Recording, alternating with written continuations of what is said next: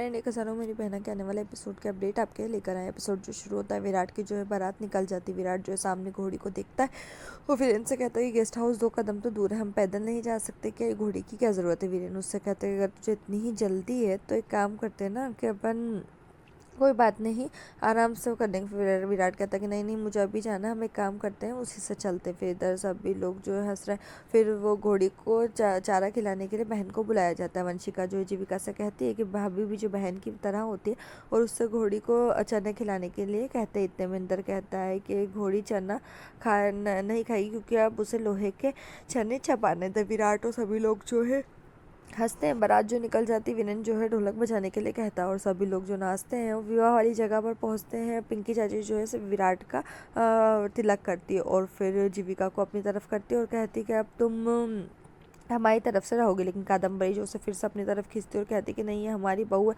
हमारे साथ रहेगी। लेकिन पिंकी चाचू से कहती है कि अब हमारी बेटी है। जीविका कहती है कि ठीक है।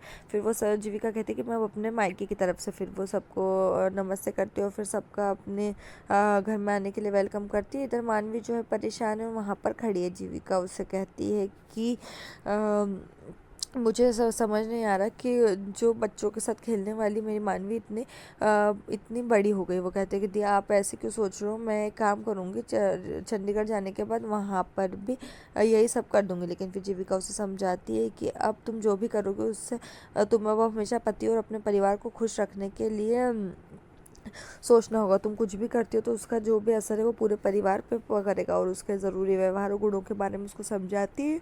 कहती है जब तक जीविका जिसके साथ है तब तक ये मानवी थोड़ी डरी हुई है, फिर भी एक्साइटेड है। जीविका दुखी है लेकिन मानवी खुशी हमेशा रहने के लिए प्रार्थना करती है और फिर कहती है कि मानवी जो है जैसे आज खुश है वैसे हमेशा खुश रहे, और उससे गले लगाती है। फिर इधर विराट जो है वहाँ पर खड़ा होता है और डब्बू जो है विराट से कहता है कि मैं तो उसी दिन से खुश था जिस दिन आपने कहा था कि आप मानवी दिल से प्यार करते हैं डब्बू। और फिर वो जो है विराट डब्बू से कहता है कि तुम डब्बे की तरह बचने के बजाय मेरा एक काम कर, जा फटाफट जाओ और मानवी को लेकर आ, मैं और इंतज़ार नहीं कर सकता। वीरेन जो है विराट से कहता है कि मेरे भाई थोड़ा और इंतज़ार कर लो, सबर का फल मीठा होता है। तभी जीविका जो है मानवी को लेकर आती है। वो विराट जो है उसको देखता है। पंडित जी जो है दोनों को वरमाला का आदान प्रदान करने के लिए स्टेज पर बुलाते हैं। इधर मानवी जो है विराट को माला पहनाने वाली है, लेकिन वो नहीं पहना पाती क्योंकि विराट को जो है सभी लोग जो है ऊपर उठा लेते हैं और फिर वो उसके गले में माला डालती है। ऐसे मानवी को जब विराट माला डालता है तो उसके उसके परिवार वाले ऊपर उठा लेते हैं और जीविका जो ये देखकर सब खुश होती है और ताली बजाती है। फिर पंडित जो है उनको फेरे के लिए बैठाते हैं और जीविका जो है दोनों की आरती कर रही है और फिर अपने आप से बात करती है कि बस तुम दोनों जैसे खुश हो हमेशा वैसे खुश रहो।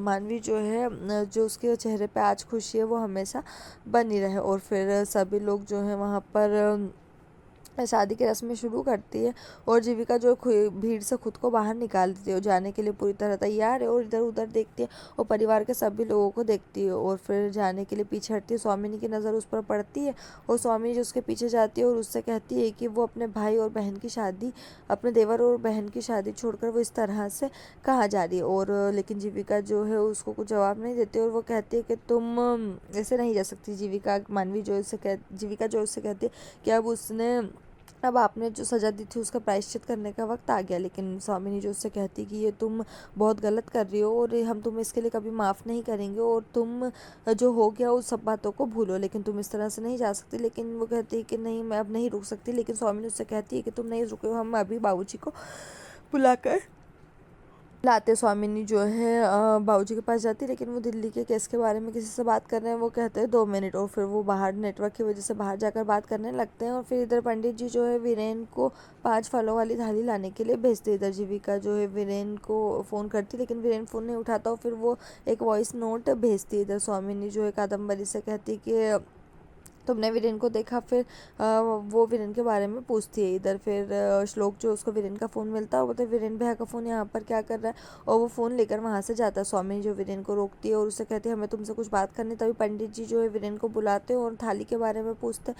वीरेन वहाँ से चला जाता है। स्वामिनी जो बहुत परेशान और कह रही कोई हमारी बात नहीं सुन रहा, अब हमें कुछ करना होगा। जो स्वामिनी वहाँ जाती है और देखती है कि जीविका वहाँ पर गायब है। इधर फिर सभी लोग जो है जीविका के बारे में पूछने लगते हैं। स्वामिनी वो स्वामिनी जो है वहाँ पर दूसरी तरफ खड़ी और जीविका को देख रही थी। परिवार के लोग बाकी सभी अनुष्ठान को पूरा करने के लिए जीविका के बारे में पूछने लगते थे। विराट और मानवी जो है परेशान है।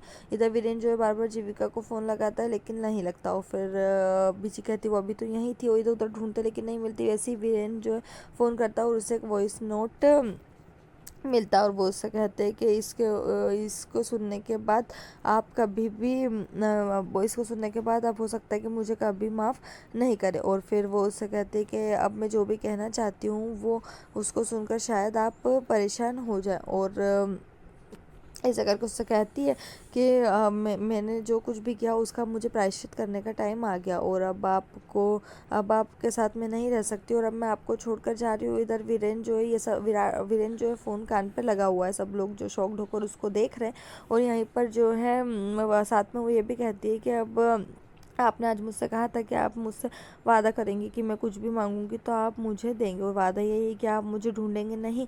और वो उससे कहती है कि अब मेरे जाने के बाद आप मुझे बिल्कुल भी याद नहीं करेंगे और आप सब खुशी खुशी परिवार वाले सब यही रहेंगे। वीरेन जो है ये सुनता है और ये सुनकर वो चौंक जाता है और वहीं के वहीं बैठ जाता है। यहीं पर ये एपिसोड खत्म। आने वाले एपिसोड के लिए हमारे साथ जुड़े रहें, चैनल को सब्सक्राइब करें, साथ में बेल भी प्रेस करें।